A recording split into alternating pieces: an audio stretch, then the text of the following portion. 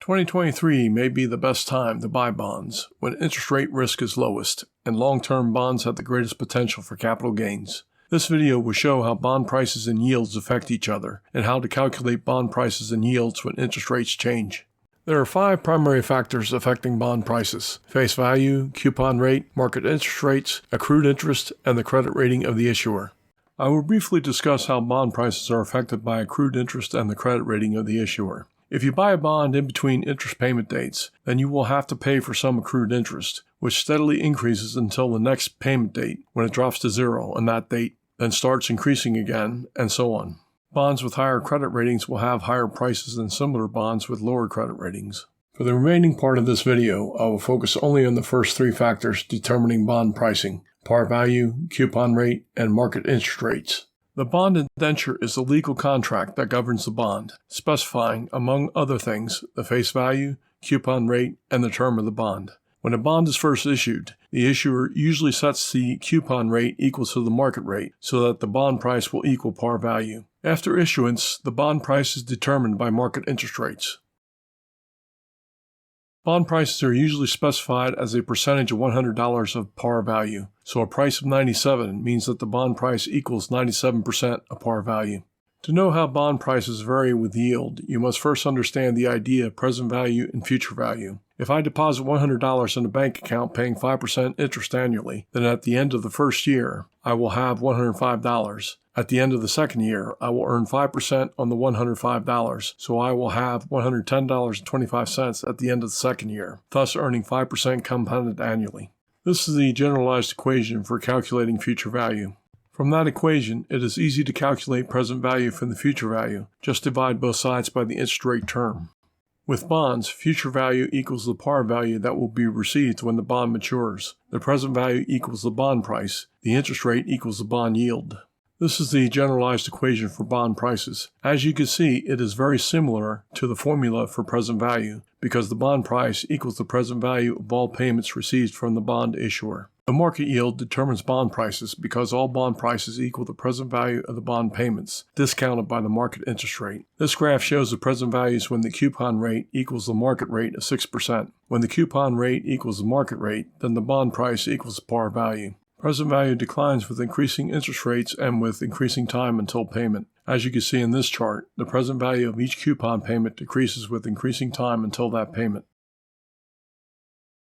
The simplest yield to understand is the nominal yield, also called the coupon yield, equal to the annual interest payment divided by par value. Nominal yield never changes since the bond indenture determines the annual interest payment and the par value. Current yield equals the annual interest payment divided by the market price of the bond. Note that when the bond price is less than par value, then the current yield will exceed the coupon yield. When the bond price is more than par value, then the current yield is less than the coupon yield. Bond equivalent yield is the annualized yield for discounted securities with terms of less than 1 year. This yield is useful for comparing money market instruments, which mature in less than 1 year, with longer-term bonds. Bond equivalent yield equals the interest rate term multiplied by the number of terms per year.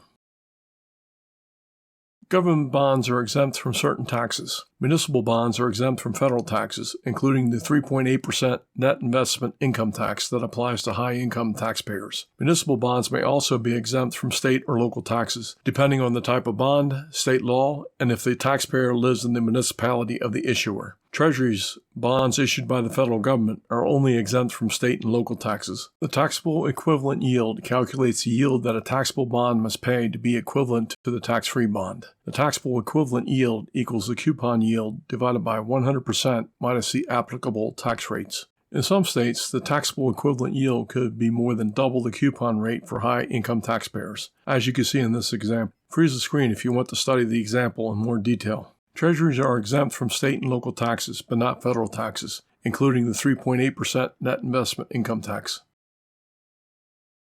Yield to maturity differs from the coupon rate when the purchase price differs from par value.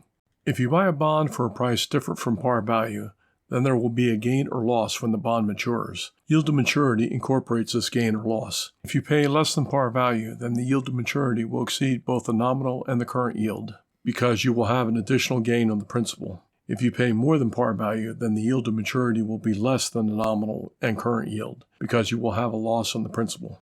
It is difficult to calculate yield to maturity exactly in most cases, but this is a good approximation formula. There are also yield to maturity formulas for specific types of bonds, such as this formula for the zero coupon bond, which pays no coupon. Interest is only received at maturity, equal to the difference between par value and the discounted purchase price.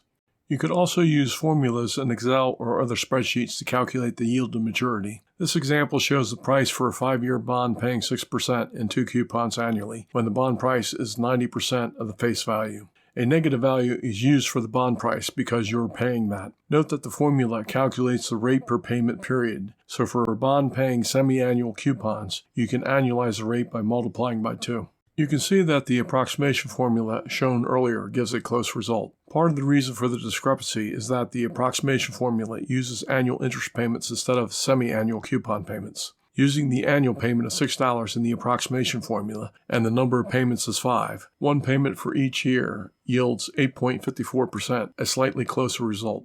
When calculating bond prices, the interest rate for determining present value is the yield to maturity, which is the yield that you see in published bond prices. This is the generalized formula for calculating bond prices from the yield to maturity. A yield to maturity higher than the coupon rate results in lower bond prices, while a yield to maturity lower than the coupon rate results in a higher bond price. To summarize, bond prices move inversely to interest rates. When interest rates rise, bond prices decline, and vice versa.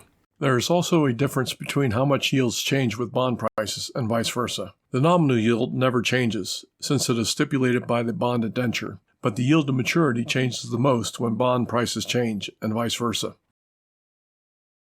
This is the Excel formula for finding the price of a bond. Note that there are different day count conventions for different types of bonds. Accepting the default will give a price that is close enough for most purposes. This example shows the price for a 5-year bond paying 6% in 2 coupons annually when the market yield is 4%.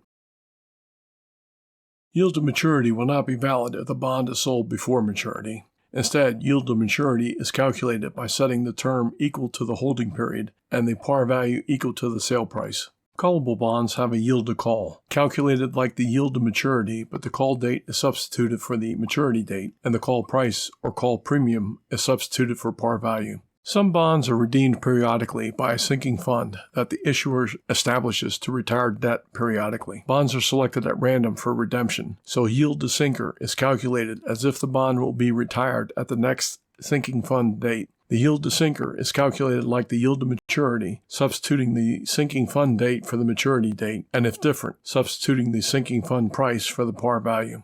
The yield to average life equals the yield using the average life of a sinking bond issue. The yield to average life is also used for asset-backed securities, especially mortgage-backed securities, because their lifetime depends on prepayment speeds of the underlying asset pool. Some bonds have a put option, which allows the bondholder to receive the principal of the bond from the issuer when the bondholder exercises the put. This yield to put is calculated like the yield to maturity, except that the earliest date that the put is exercisable is substituted for the maturity date. Finally, there is the yield to worst, which simply calculates the bond's yield if the bond is retired at the earliest possible date allowed by the bond's indenture. Thank you very much for your time. If you liked my video, please give me a thumbs up and subscribe. I would appreciate any suggestions, so please leave them in the comments below. Check out my website at thismatter.com for more than 850 in-depth fundamental tutorials in personal finance, investments, and economics. Check out my books on money at williamspalding.com. Thank you.